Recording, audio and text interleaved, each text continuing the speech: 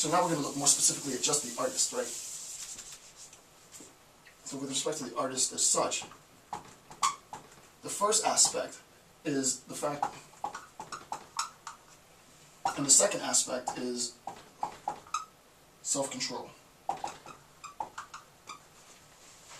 Nietzsche says, when one has extreme clear-sightedness, when your vision is precise, when you understand really the game, one needs the genius of the actor. One needs the actor, right? So some outside force needs, this we'll see will become the establishment, right? The establishment needs the actor. The establishment needs the artist. So he says, one has extreme clear-sightedness when one needs the genius of the actor and tremendous training in self-control. Right? The actor has to recognize, for example, if you go to a film and you're watching a De Niro flick and you're captivated by his character, if someone on the screen makes a mistake, this would never happen, but someone calls him Robert in the movie, right? You'd immediately be thwarted outside of the film because you were engaged with him being whatever character he was, right? The actor, the artist, recognizes this bifurcation in personality.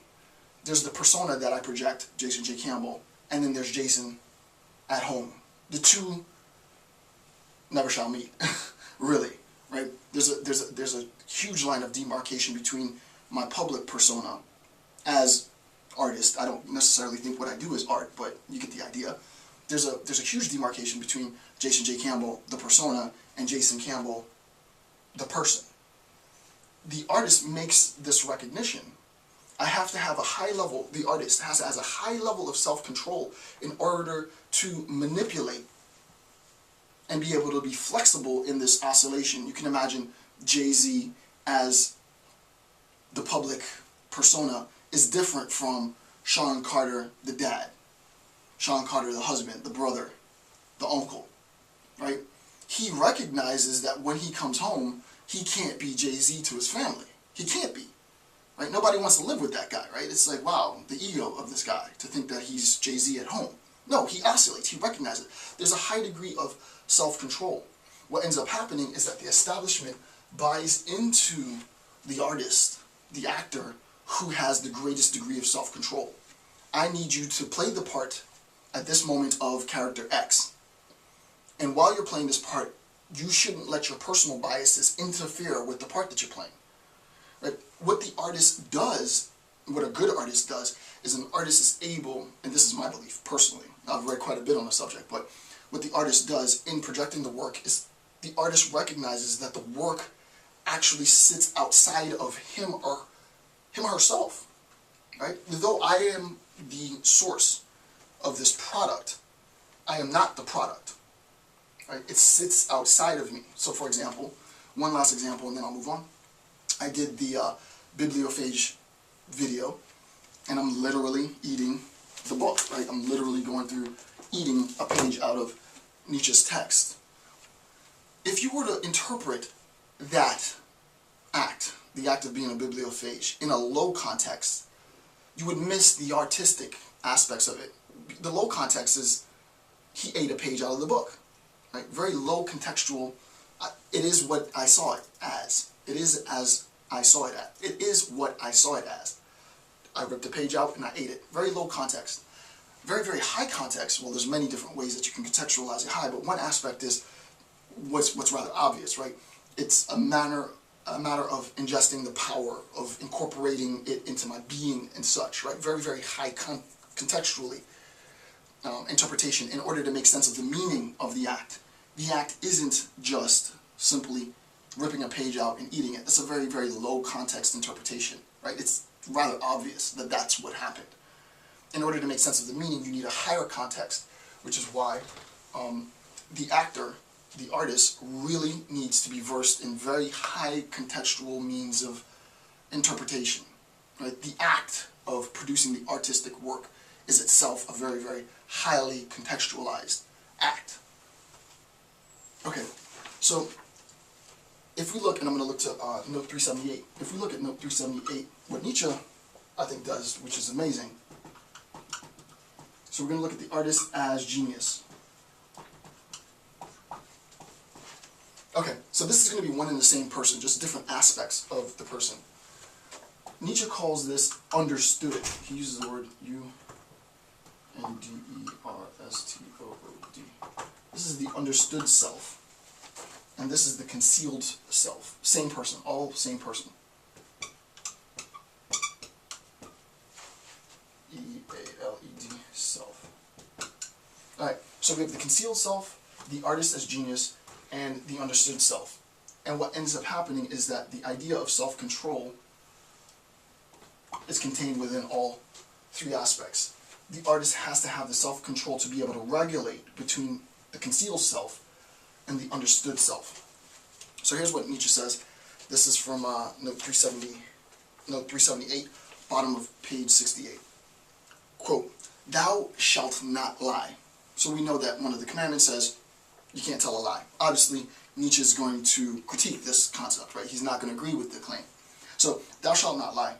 One demands truthfulness, but acknowledgement of the factual has been the greatest among liars." It seems sort of paradoxical, right?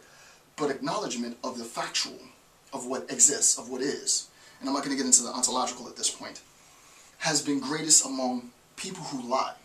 Acknowledgement of what really is, the factual, has been greatest among those who lie. Okay? They have recognized that just this popular truthfulness is not a fact. One conceals oneself in the presence of the unfamiliar. One conceals oneself in the presence of the unfamiliar. The powerful always lie. I want to read a little bit more out of this quote. This is quote note 378. Nietzsche says, I'm going to read, so I'm on page 378. I'm actually going to read a little bit more of it. One says what one thinks. One is truthful only under certain conditions, namely, that one is understood. Right? One says what one thinks. One is truthful only under certain conditions, namely, that one is understood. I just need to be able to project enough information so that that information is digestible. And we know for Nietzsche, he talks a lot about consumption and eating and digestion. He means it not practically, but more metaphorically, right? I need to be able to project an image of self that is easily digestible. But there's an aspect of me that is too complex to digest, and that aspect is concealed. What the artist does is exercise, the genius of the artist is the ability to exercise self-control in the presentation of both his or her work, but also his or herself. So the idea that it should always be true, right, that truth should be the means in which we access the world, right, is completely, for Nietzsche, ridiculous. Because the world as such, I'm going to be a bit anachronistic here because Nietzsche didn't have access to these concepts per se, but this is what he means. From a social science perspective, the truths of society are socially constructed. Right? The facts of society are socially constructed. They're malleable. They change. They're not like the gravitational constant, right? Insofar as they're malleable and they change, they are subject to those who control the social discourse, academics, artists, and such, right? So academics, artists, or academics as artists, artists as academics, control the way in which, manipulate the way in which people understand what it is to be a member of society, what civilization is, what etiquette is, what have you. The facts, Nietzsche says, right, but acknowledges of the factual has been greatest among liars. The liars, quote unquote, right, the artists in telling lies of the world, control the way in which we come to understand socially constructed facts. Example that I've always given, because I know this is a bit complicated, a bit deep, example that I've always given, it was factually the case at a moment in American history that there was a real belief that separation of the races was essential to the preservation of society, civility, right? The sort of race mixing was problematic. There's the belief that changes, right?